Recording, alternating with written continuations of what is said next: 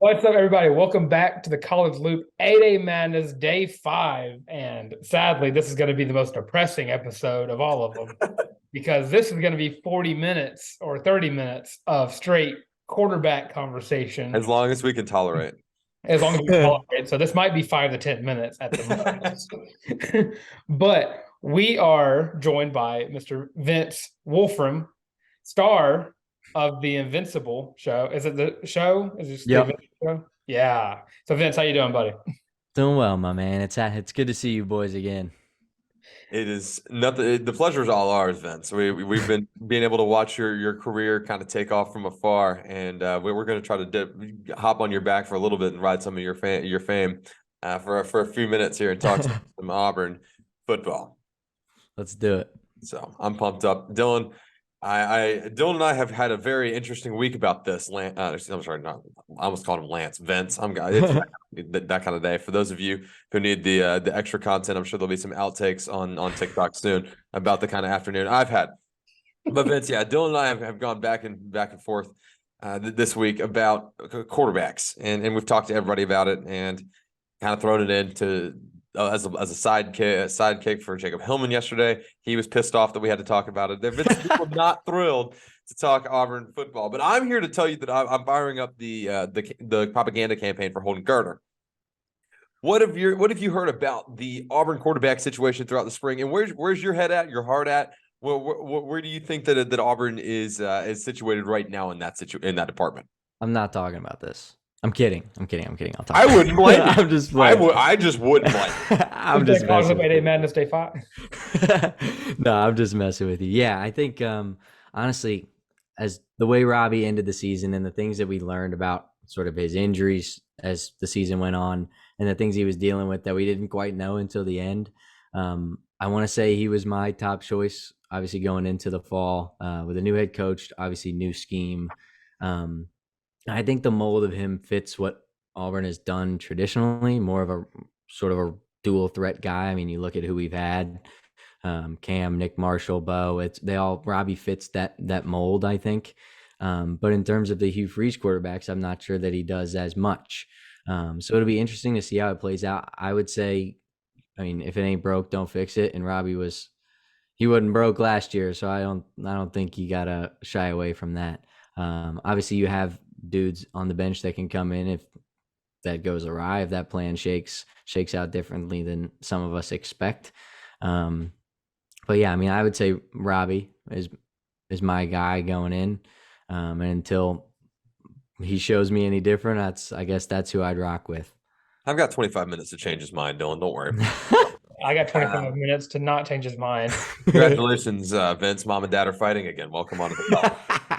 Hey, I've seen him play basketball. I knew what the quarterback he was going to go with based on his play style in basketball. So Hey, I knew let's not forget how smooth Vince is with it on the court. Let's not let that get lost in the sauce.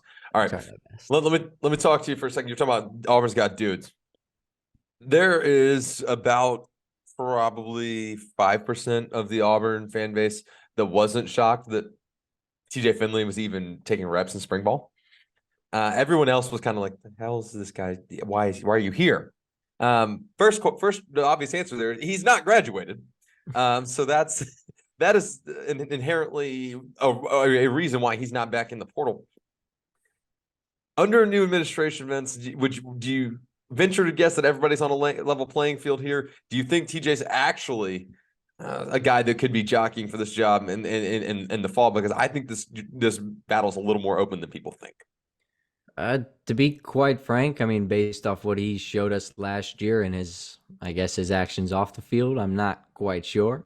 I think obviously Robby is, I would say, head and shoulders. I bet I would be surprised to say that Holden would be as well, just based off TJ's performance and his, I guess you could say, his wavering confidence a little bit. And he's had some outward things that have surprised Auburn fans, I would say.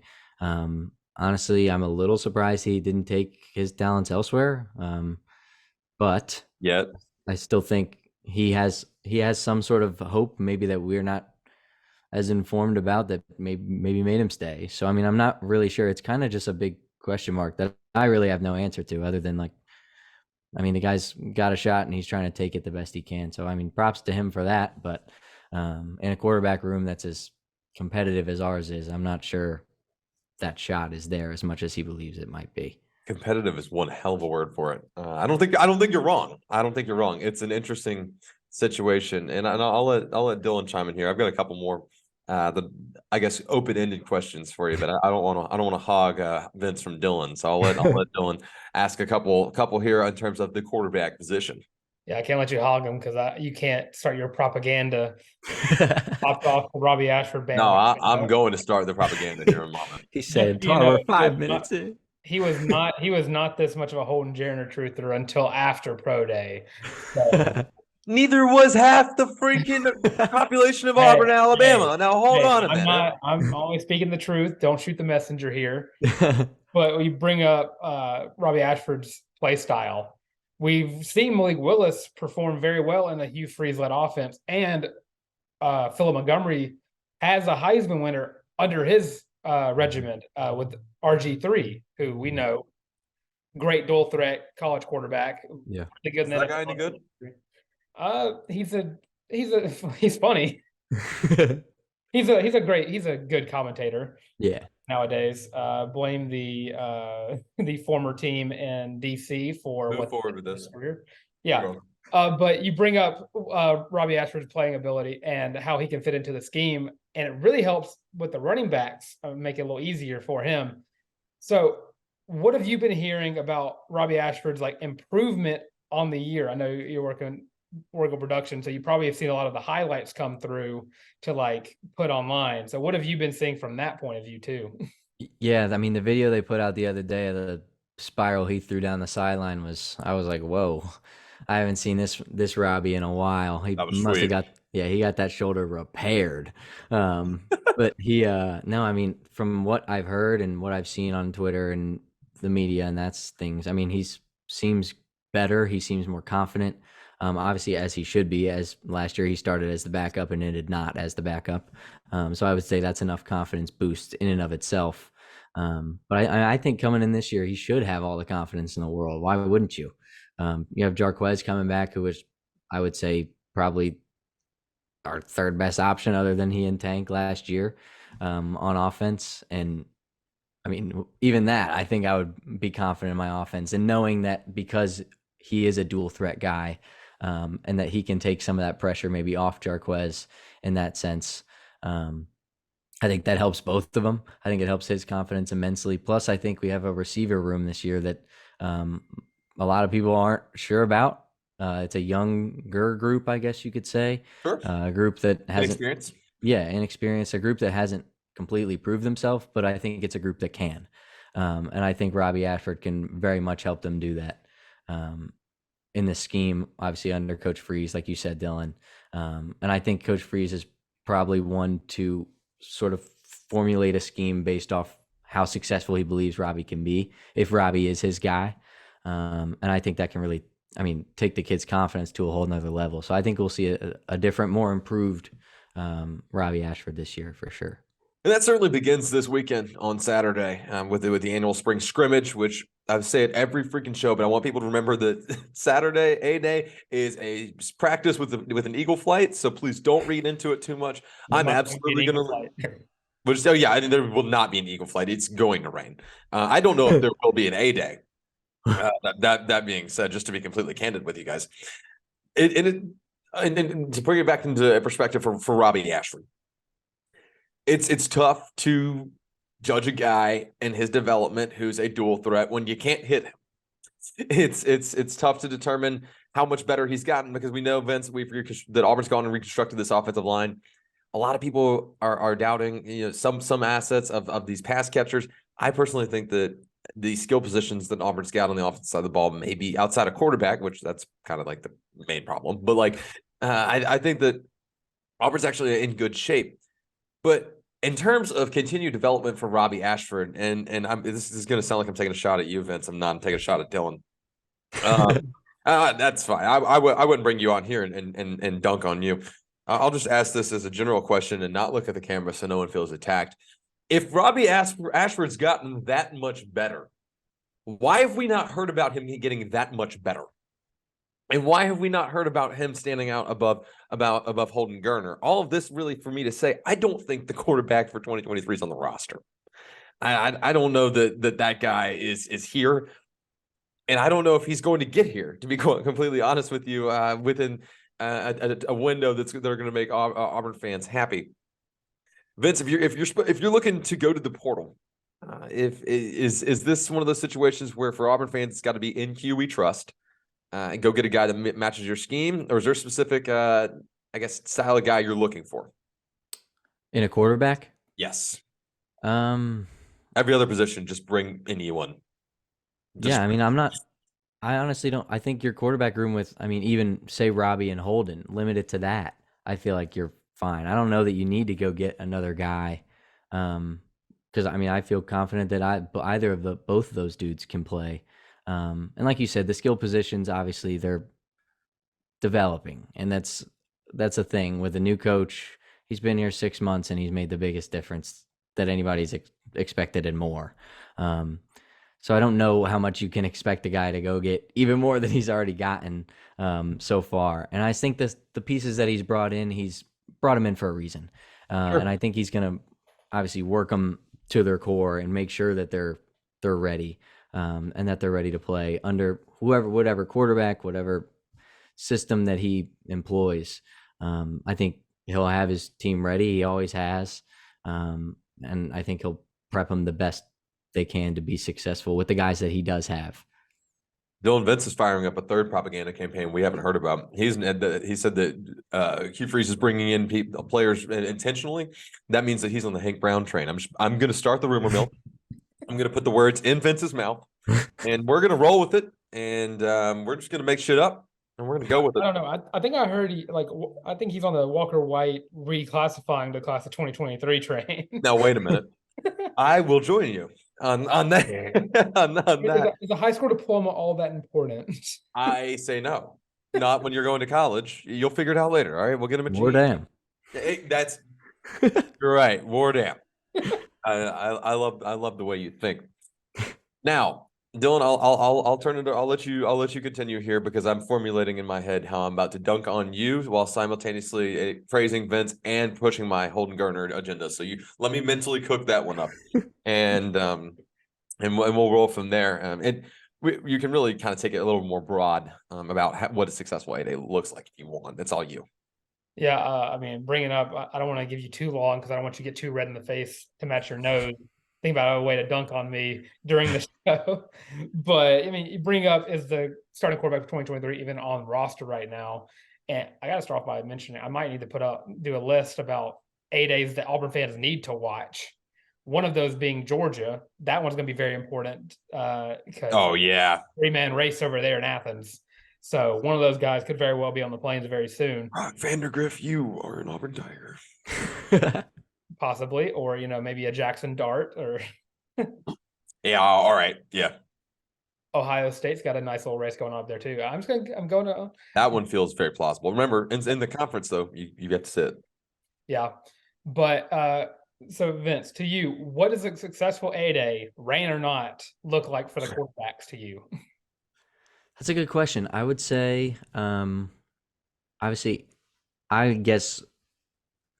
In a way, I'm ruling out TJ simply because I don't know that he can show me anything new. You're not the only one. You're good. Yeah, I don't think that will have much of an impact. Honestly, I'm very interested to see Robby's improvement. Like you said, it might be hard with no pads, whatever, hitting him. And I think that's very much true. And I think the main thing for me leaving last year into this year was the issues with the shoulder. Sort of just the wear and tear on his body. Sure. Because you want to see a guy compete at full health. And we didn't see that. And we were still pleased with how he performed when not at full health. Most of us. Hey, listen, nothing would make me happier than for Robby Ashford to absolutely ball out. 2/3 of us were there. No, listen, that. All right, you know what, Vince? I'm not going to cut you off. Go ahead. I'll cut Dylan off. I won't cut you off. I would say to see more of the throwing arm of Robby would be something I want to see, not only for Robby, but also for the guys who are receiving the passes. to see how they fare. Honestly, Sure. see how Javaris is coming back. Coy Moore at full health. Camden Brown after ending a great year, sort of the end of last year. Now you're pushing the right agenda. Keep it moving. Yeah. Keep it moving. We need to see more of that Arkansas Camden Brown, I think. And even That's the younger right. guys like the Jay Fairs, like those dudes who I've heard have had very, very good springs. Young guys that can come in, make a difference, even if it's just a couple catches a game. For a guy like Robby, maybe that'll boost his confidence. It gives him another weapon that he can attack. Obviously, in addition to Jarquez Hunter being the dog that he is. Dog. Yeah, and then Holden, I mean, I'm not sure what to expect. Obviously, we haven't seen as much of him as Robby, so there's not as much to know. But I want to see his game. I want to see what differs between he and Robby. I want to see his arm. Obviously, that's been the big talk. People are saying he has the best throwing arm they've seen. I know Harrison said it last year, and Freeze has said it again this year. So I'm interested to see it, just because we haven't really had the opportunity to. Because we rode with Robby last year, and obviously he came in for a couple plays here and there, but obviously you can't take those times to assess a guy completely. You can call the Harrison scheme bad too, by the way. That's not going to hurt my opinion. I think it was implied. You could say it out loud. I mean, I say terrible things about Dwayne Haskins all the time. Since apparently even the recruits didn't know Harsin's name.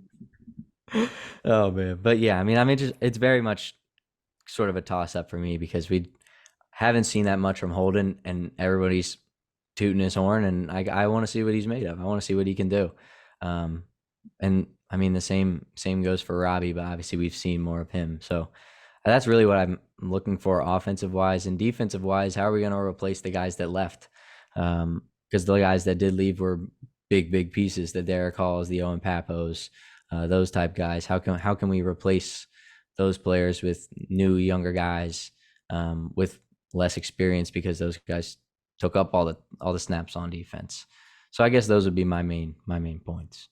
Dylan, I thought we were getting dangerously close there for Vince's punishment of us making him talk about quarterbacks. He was about to make us talk about linebackers. I was like, Vince, golly, kid, I like you, man. I want to like you. And this linebacker conversation is disgusting, so I really don't even want to get into it, to be completely honest with you. We've already done a full show about linebackers. Yeah, and as soon as we got off that show, I banged my head through a door frame. So that being said, that explains that. I listen here, Dylan. I swear on everything. It is unbelievable. This is not a role where we usually get on. Vince, I don't know how familiar you are with the show. We don't usually get at each other's throats this much. I usually wait till I stop recording, and then I tell him how much of a jerk he can be. But right now, I'm going to tell him he's wrong, because his favorite thing is to make fun of me. Wear your sunscreen. All right, haha, we get it. My nose is red. Let me push my Geriner propaganda for a moment, and then I'll leave that alone. And we're going to ask Vince for his outlook on the first year under Hugh Freeze. But you may as well rename this year's A-Day. We might as well call it the Ashford Geriner Bowl.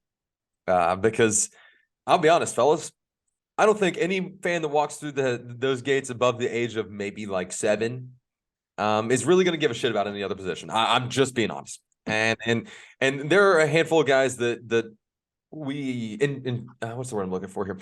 Intellectuals, such as ourselves, will be looking at, for instance, I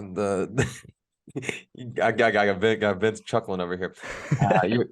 We all want to see a big day from Jay Fair. I think a lot of us are really interested in seeing Nick Mardner, Brian Battie in that running back room, Damari Alston, how he fits into the scheme. And the truth is, we get no answers after Saturday. But all eyes will be on the quarterback position, and all that we've heard since in a NFL Pro Day on campus at Auburn has been songs of praise of Holden Geriner. And you've seen him handpicked by the likes of John Samuel Shankert to throw footballs right next to Cam Newton on Pro Day, which that's kind of cool company to be hanging out with. And he went stride for stride. And Geriner has repeatedly been in the news from the perspective of Hugh Freeze, saying this kid has really stood out to me. And he stood out. I think his name was name dropped for the past 6 practices. For the following media availability. For Auburn fans who are firmly on the Robby Ashford train, I don't want to take you off. I don't want to work you off that. I really don't care. I personally would love to see a good quarterback battle on Saturday, Vince. And then I'd love to see one of these two guys step up over the course of fall camp. I don't feel good about that happening. I'm going to be honest. I'm not sure how people continue to defend Robby Ashford when I'll say it. It's going to piss Dylan off. My boy Holden has been showing out time and time again. How do you, I guess, from inside that locker room perspective, how do you keep your focus on, all right, we still have a quarterback battle. We do not need to block. We need to block out all that noise of people in one camp or the other. Holden's playing well today. Robbie's playing well today. If you have two quarterbacks, you have no quarterbacks. What a balancing act is Philip Montgomery going to be kind of dealing with in 2023? A difficult one, I think. Like, very simply put, he's going to be dealing with a difficult task because, I mean, I even remember last year with Harrison, he was tooting Griner's horn as well. I mean, the same way. And even I feel like last summer with Harrison, we also heard more about Robby, and it was TJ who was starting originally. So we were like, what's the deal with these backups? Who's the starter? Who's the guy? Not downplaying Holden, because obviously we haven't seen enough of him. And that's what this A-Day serves as for the media and public like us. Sure. But I mean, yeah, I think it's a very difficult conversation. I think they're both obviously different players, different styles, and both trying to make their way into a position that is very, very competitive, very, very difficult, especially under an entire new system, new coaches, new assistants, all that stuff obviously makes it 10 times as difficult. But I think for Auburn fans, they know the experience of Robby. I think the coaches take that into consideration as well. Just the fact that he's played one season under two coaches and brought the team from what people thought was going to be probably much worse than it was, as it was a dumpster fire for a little bit. Oh, yeah. I think he sort of, he sort of threw the rope down and helped everybody out of that rut a little bit. And with Holden, I think it's a lot of hopefuls because obviously we've heard so much. But the difference between them, I think, is that we've seen the things from Robby obviously in a sort of tainted way, as he said, all his injuries and those things. Sure. But that aside, I think we've just seen more from Robby. And then when we do get to see that from Holden, I think that will sort of blow this thing up to where you and I can sort of on an equal playing field argue the two. But just because we haven't seen as much Holden, I think that makes the argument there a little bit more difficult, if you know what I'm 100%. Yeah, I just like playing devil's advocate. Also, I'm very high on Geriner. Yeah, and I watched his high school highlights and his, dog workouts and things. He's insane. Dog. Yeah, it's just so good, but we just haven't seen enough of him at the SEC level. That's all. Right. Yeah, and you bring up the different play styles, a pass first guy versus a guy who can run it if need be. And I don't think Auburn fans have really seen a quarterback battle this, I guess, diverse in their playing style since. And it's not a good comparison. I want to say Sean White and John Franklin III. Oh my God, that happened. And Jeremy Johnson. Holy hell. And I don't want to say it looks very similar because their playing styles, all three of those guys look very similar. And they're all in the back of all of those guys, I would say. Auburn fans who are listening to the College Loop, we will not pay for your AA after Dylan made that comment. Holy hell. Could have been a whole lot worse. I could have went back 2012 with Kyle Frazier, Clint Mosley, and Jonathan Wallace. Hey, I've been through it all. I've been through the thick and the thin of Auburn athletics. But we look at it from that point of view. And, I mean, looking at it, Robby has a few tangibles that need to be fixed. I mean, I feel like trusting his offensive line is probably one of the bigger ones. And with Holden Geriner, his confidence, whenever he did get in, he looked like a deer in the headlights. He didn't know what he was doing. And that just comes from his age and kind of getting thrown into a very bad scheme. When you have a guy who doesn't know what the plays are or if they'll work or not, it's kind of hard to feel confident in your playing ability. And a head coach that doesn't know what the plays are either. Yeah. There's that. There was certainly an element of that. I don't want anyone to take that for granted. Yeah, and hopefully all Auburn fans out there, please do not open up that can of alcohol because of what I said. It was just a metaphor. Just looking back at different quarterback battles Auburn has had. Auburn is way more talented than they were in 2015, 2016 with those quarterbacks. So let that be said. Let the record show. Godspeed. Happy Easter. I was about to say that. No kidding. He is risen. Well, look at the bigger picture for the season under with Hugh Freeze. If Auburn stays with one of these, I'm gonna say two guys between Holden and Robby, what is the outlook for year one with Hugh Freeze going forward with Holden and Robby Ashford? That's a good question, just because there's, I think, a lot of moving pieces, especially now. I mean, it's April. We have a long way until we have to know what we know. What do you mean, Vince? I want answers now. But yeah, I mean, obviously, first season, very, very high expectations, I think, from Auburn fans. Probably, honestly, realistically too high, just because he comes in with such a prowess, such a resume. But he is taking a team that went almost 500. Like, he's taking a solid SEC, middle of the line SEC team, and trying to make them great in 1 year. That's a difficult job. Sure. And I think he can, obviously, I think he can take us to heights that we haven't reached in a long time. But I also think that he has to, yeah, you said very long. I think he is capable of it. Obviously, we've seen it. He's beat the best of the best. He's coached the best of the best. And I mean, I don't see why it would be any different here. Obviously, we've seen what he's done with recruiting so far, taking us from 76 to what are we now in recruiting? We were top 20 at the end of. Yeah, that much of a jump in what, a span of 3 weeks. Yeah, that was nuts. Yeah, it's crazy the impact that he has and the impact that he will continue to have. But yeah, I mean, in terms of this season, I would say, I guess very simply, use Jarquez Hunter to the max that you can while you have him, because he's a tank. That's funny. But I would say, yeah, use that. And if it's not one guy at quarterback, if it's two guys, use them both. I mean, why not? If you have both the talents, there's an argument both ways, right? There's an argument. Yeah. Both sides. I certainly get it. If that's your best option, that's your best option. But yeah. Yeah, I think you just got to make the most of the talent that you have, because obviously you expect to have more as Hugh Freeze makes this team better, as he puts it more on the map. And I think we'll see that steady growth from him. And I don't know that it entirely depends on how great or how not great we are this year. Sure. I mean, first year in a system, I think people will realize that. And I really do think it is only up from here for Coach Freeze. All right, then I'll ask you this very simply. Auburn will win blank games under the first year of Hugh Freeze in 2023.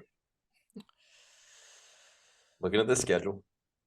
Yeah, I know. I need to think of the schedule. I might bring that up, actually. The non-con is UMass, Cal, which at Cal, New Mexico State, right? And Samford. So safe to bet 4-0 in non-cons. I think we could beat A&M. I think we could beat LSU. I hope Auburn can beat A&M. Yeah, and I hope they could beat LSU. I am not a Brian Kelly fan. I hope to God we could beat Vanderbilt, for God knows.